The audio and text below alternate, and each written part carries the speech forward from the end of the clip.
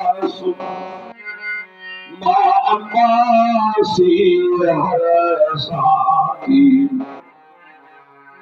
इसका धवलित मुखमंडल लखो चंद्रकांति सरवाती बुद्ध प्रतिभासी उज्ज्वल निज दंतावल दमकाती भाल विशाल बिलो की बाल जुदराज समोह लगाती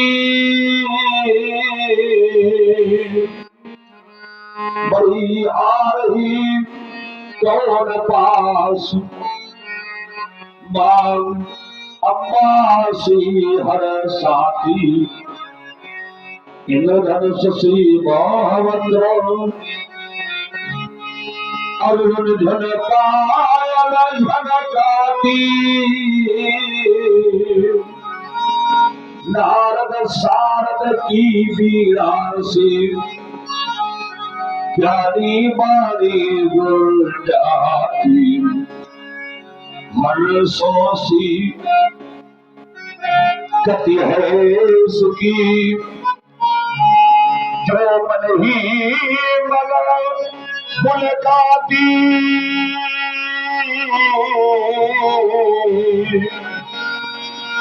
कहीं आ रही कौन पास नाम अम्मा सी हर साथी। मैं इस कन्या का परिचय जानना चाहता हूँ। सीरत ध्वज देवता बेटी जानकी का प्रादुर्भाव एक समय का वृत्तांत है के भांति कहो मुख से अपने ये मैथिल करुण कहानी बड़ी कपटता जिससे ये कस रहते कपटता जिससे ये कस रहते मनुष्य मुख आज सुनाने पड़े जिस पावन भूमि इस मिथिला में वे तत्वन की झलकार उठे सुख समय अचानक बदल गया चिंता हो गले करार उठे। ऐसी विषम परिस्थिति में श्री देवर्षि नारद जी का शुभागमन हुआ।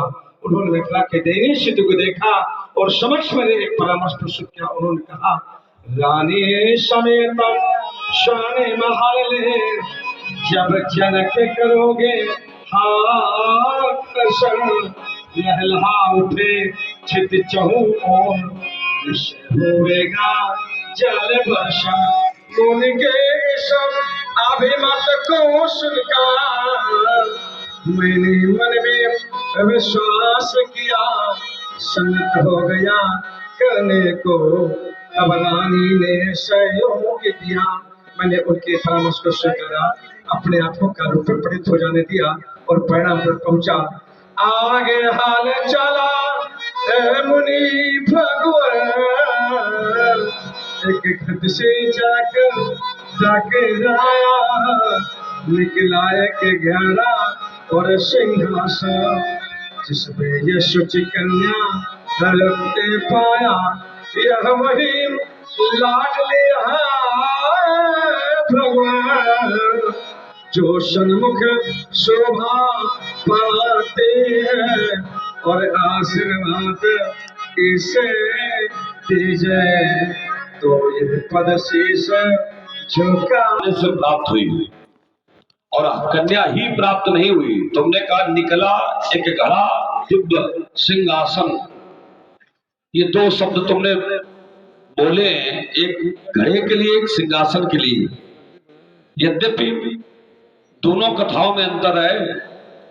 जहां घड़े से कन्या का जन्म हुआ है वहां की कथा अलग है और जहां सिंहासन से कन्या का जन्म हुआ है, सिंहासन पर विराजमान कन्या मिली, वहां की कथा अलग है। सिंहासन से जो कन्या मिली है एक कृतिवास रामायण की कथा है और घड़े से जो कन्या मिली है ये अद्भुत रामायण की कथा है। ये दोनों शब्द एक साथ नहीं लग सकते हैं जनक। गले से कन्या इसलिए मिली क्योंकि रावण ने ऋषियों का रक्त लेकर के तुम्हारे राज्य में गलवा दिया था। घड़े में रक्त था और तुमने जब हल चलाया तो उसी घड़े में रक्त की जगह पर कन्या की प्राप्ति हो गई। ये कथा है अद्भुत रामायण की। और कृत्तिवास रामायण में कथा ये है कि पूर्व जन्म में तुम्हारा जन्म ब्राह्मण कुल में हुआ था। पूर्व समय में तुम्हारा जन्म ब्राह्मण कुल में हुआ था। तुम्हारा नाम था हरदेव और तुम्हारी रानी सुनैना, उनका नाम था कनकलता। तुम दोनों लोगों ने मिल करके माता भगवती की साधना की।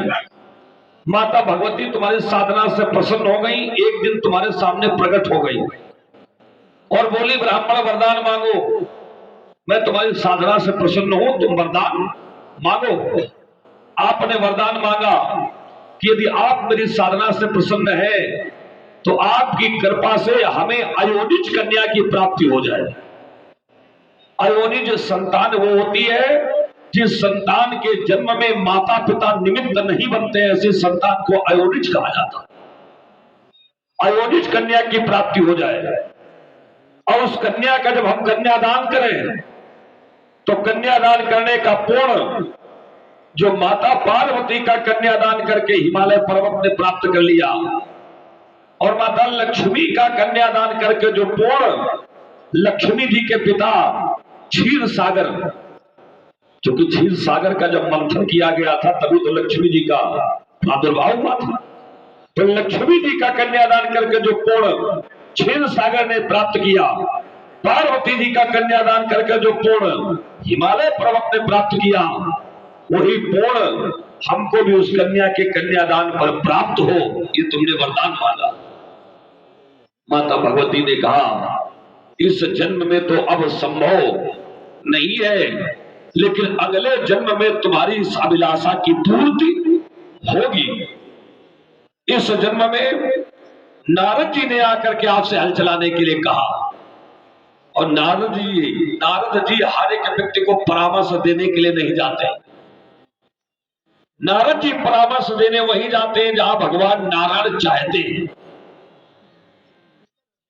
इसलिए भगवान की प्रेरणा से प्रेरित नारद जी आपके पास आए और आपसे उन्होंने कहा आप हल चलाएं यज्ञ के लिए, भूमि शोधन करने के लिए। बैठो।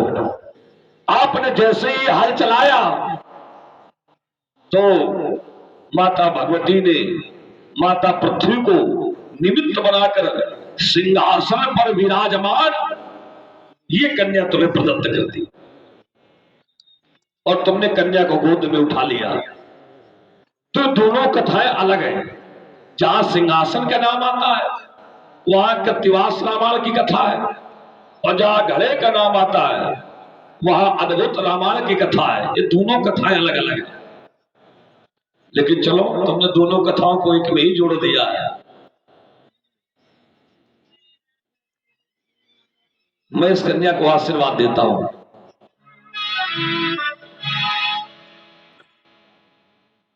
सब पतितों दलितों दुखितों के मन की बेटी अरमान तुम्ही हो। आशीर्वाद हमारा तुमको जन जन की वरदान तुम्ही हो। तुमसे भी शिक्षा ले सीता सारे जग की नारी। सतियों में हो सती शिरोमणि तुम बनोगी पति को प्यारी। जल जाए अधम पापी जिससे ऐसी बनोगी चिनगारी।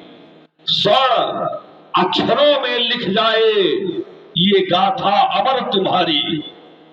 सतियों में तुम पूजी जाओ सब तेरा गुणगान करें। तेरे पति की अगुवाई ज्ञानी चलकर भगवान करें। भूली विसरी पत से विचलित अबलाओं को शुभ ज्ञान तुम्ही हो। आशीर्वाद हमारा तुमको जन जन की वरदान तुम्ही हो। जाइए राजर्षि, ले जाइए अपनी कन्या को। हेलो हेलो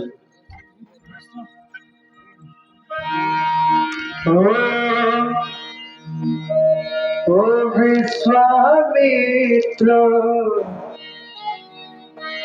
मिले पुनीत आई, मिले तो नहीं आई।